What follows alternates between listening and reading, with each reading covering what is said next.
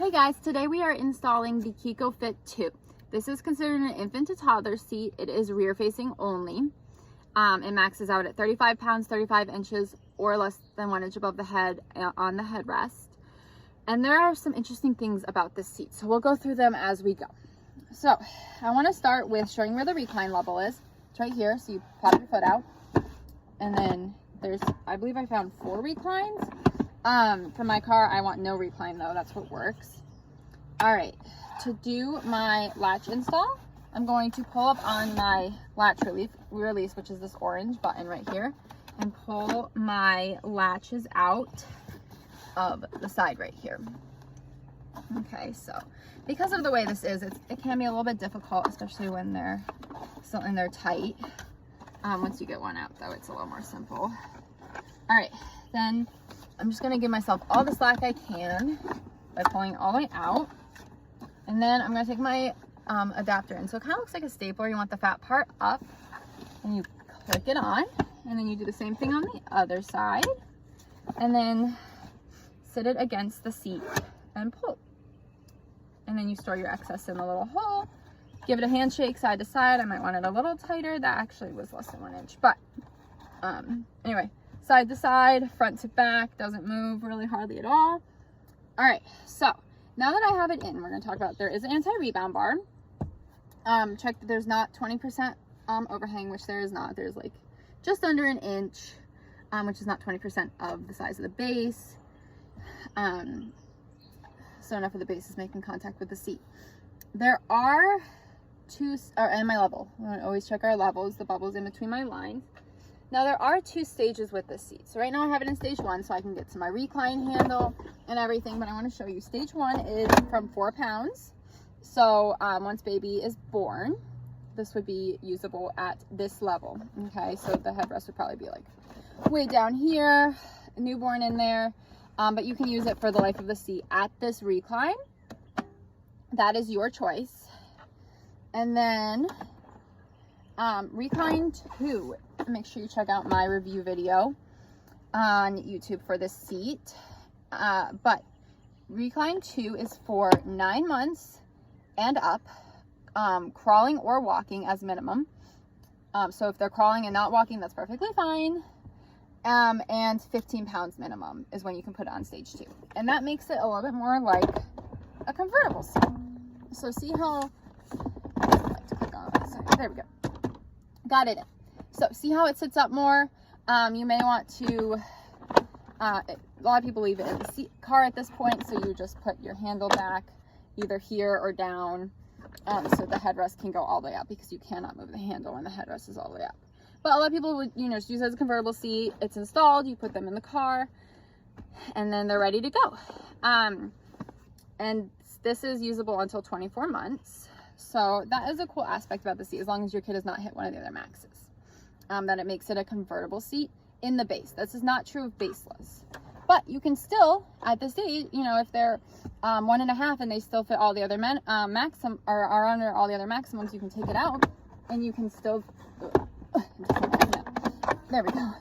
You can still bring the carrier in the house. So that is a cool aspect. But again, you can't use the handle when the headrest is all the way up. If the headrest is down a click, like if your kid isn't that big yet, you can still use the handle just fine. It's just when it's at that last level.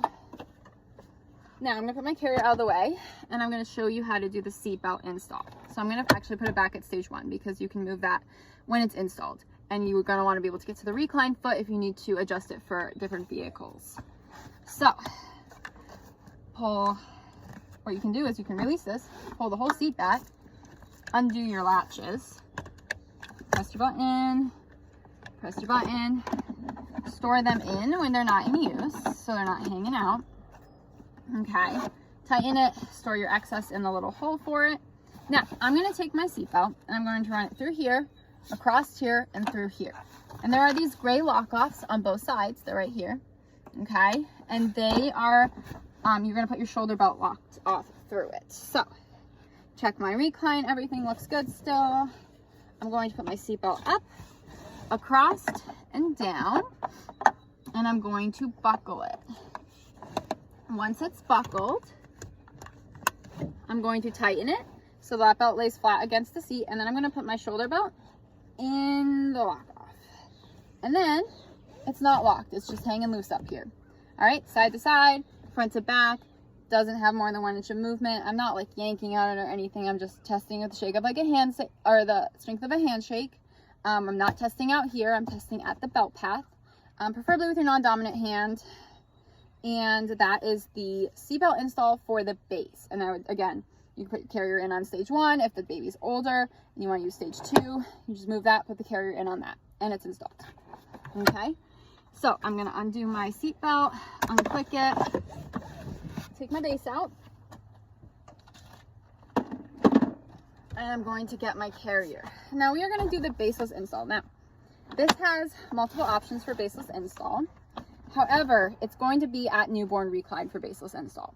Okay, so if your kid's older and you're still using this, that is something to keep in mind for like if one of your cars doesn't have a base, it's still going to be newborn. It's not going to sit up like this at all.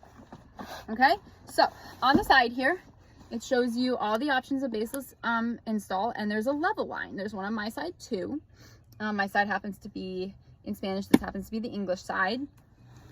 But you can do it lap, shoulder belt, European routing, lap, shoulder belt, American routing, or lap belt only, which is American routing only, of course. So I'm going to show you both styles of lap, shoulder belt. I don't have a lap belt in this car, but it's going to be the same as the second style that I show you, the American belt routing. All right, so we're going to put the seat in. And there are these gray belt routers on both sides here, and there's also one back here. This is where you're going to route your shoulder belt for European. So we're going to put it in, check our level line, everything looks good. I'm going to put my lap belt in through that gray thing. I'm going to put my in through that side, and I'm going to buckle it. Then I'm going to tighten it, and I'm going to bring it out here. And I'm going to put it in the other belt guide. And then I'm going, there we go, my shoulder belt was folded. I'm going to, doesn't want too long. Sorry, my car's emergency locked itself here. But, oh, it did lock itself. All right, so I pulled it all the way out and I locked it. So my seatbelt's locked. All right, I'm going to tighten it in, check my level line, and then test it side to side, front to back. This is the European belt routing where the shoulder belt goes back behind the seat. Okay? The American belt routing, which is the same one you're going to use for a lap only belt, okay, is that you just, I've got to get out of my belt guide back here now. All right, so I'm going to put it back in. I'm going to reset it, of course, so it doesn't lock on me again. And I'm going to just route it through here. Now, if your shoulder belt is not long enough to do what I just did, which in some vehicles it's not, then you're gonna wanna do this belt routing because baby's gonna be safer. All right, so I'm gonna tighten it and then just pull it out and lock it. And like, as you saw, mine pulled out so far to get it here that it actually locked. All right, test my level line. Side to side, front to back. This is only the lap belt goes through here for American routing. And of course, if you only have a lap belt, that's what you would do.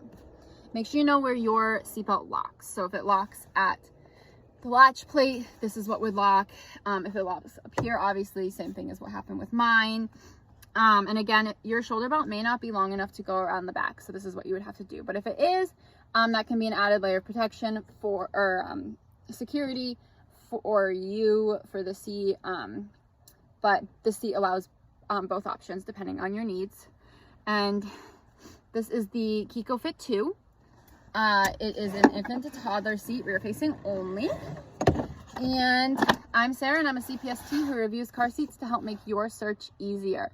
Make sure you give me a like and subscribe on here, and follow me on Instagram at the Car Safe Kids as well. Thanks, bye.